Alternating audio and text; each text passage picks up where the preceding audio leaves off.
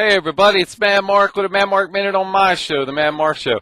So, President Obama says if it was 35 years ago, he could have been Trayvon Martin. That people have followed him because he went into a department store. That he's walked by cars and people have locked the doors. He said that, you know, getting on an elevator, if you're black and there happens to be a white woman in there, she'll cling to her purse extra strong.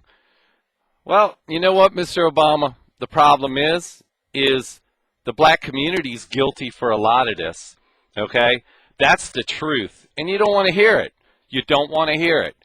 When the black community shows total disregard, at least within certain areas of the black community, not the whole black community, but when they show total disregard for themselves and willing to just kill each other at will, if you're white America, Hispanic America, Asian America, Indian America, any other America, you live in fear of these people. Yes, that's how it works. You live in fear of a group of black kids walking along.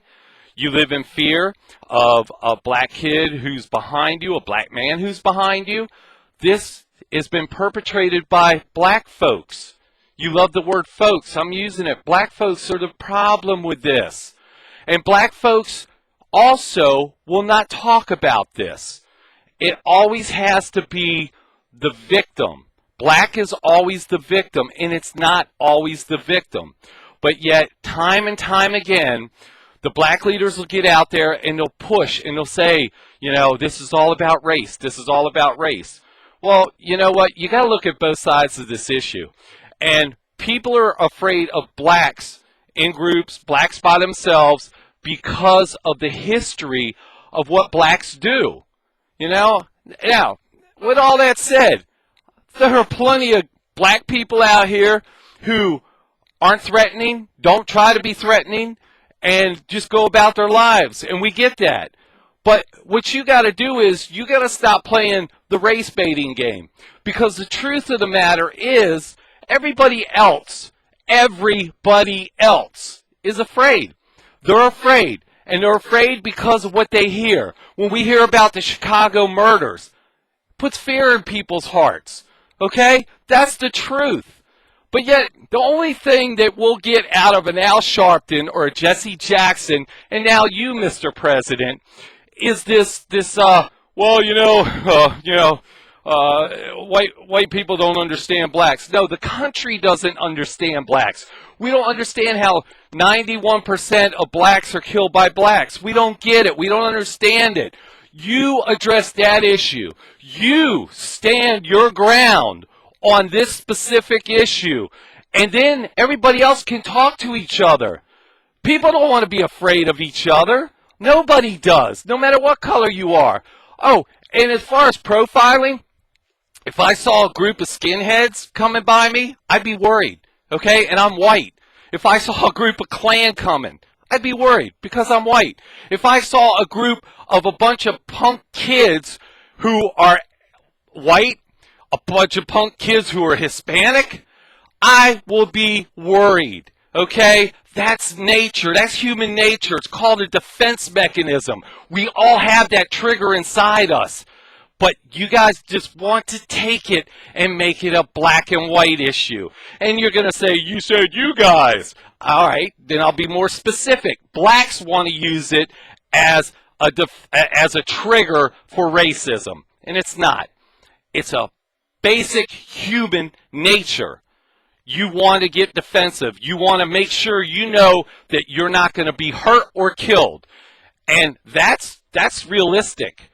So if somebody locks the door, I'm sure people have locked the door because they've seen other groups coming down the road, okay? And it isn't limited to blacks. Although the spin that you guys like to do, and you guys being the black leaders, the spin you guys like to do on this is all about race. It's not. It's about common, basic human nature. You're afraid of things that you're not sure. Okay? That's the bottom line. So, now, you're going to try to take this, and you're going to try to twist it and say I'm a racist and all that, and God bless you. Do what you got to do. The truth is, spin me as a racist so nothing changes. You won't look at the issues the way they really and truly are, and you can keep beating the drum of racism. Or you can listen to what I'm saying, and you can say, you know what, let's talk. Everybody, let's get this out there. Let's talk to each other. Let's get beyond this. Because you know what? Our country needs to get beyond this. And it isn't the white, Hispanic, Asian, Indian, Russian, European. It isn't that group, those groups of people that have the issue. It's the black Americans. And it's the same race card over and over again. Please, stop. Please. 35 years ago, I get it, President.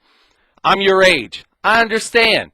I remember the bad days. My friends, I remember some of the stuff that they've had to endure. I remember when my black friends would go up to the counter and pay for something, and the change was put back on the counter instead of into their hand like they gave it to the white person behind there. I know about this stuff. I lived it. It's not that anymore. And thank God, Mr. President, you did mention that little tidbit, that the kids, as generations go, are getting better with race. So let's not drag them backwards. Let's go forward. This is Mad Mark with a Mad Mark Minute on my show, The Mad Mark Show. You know I'll be back.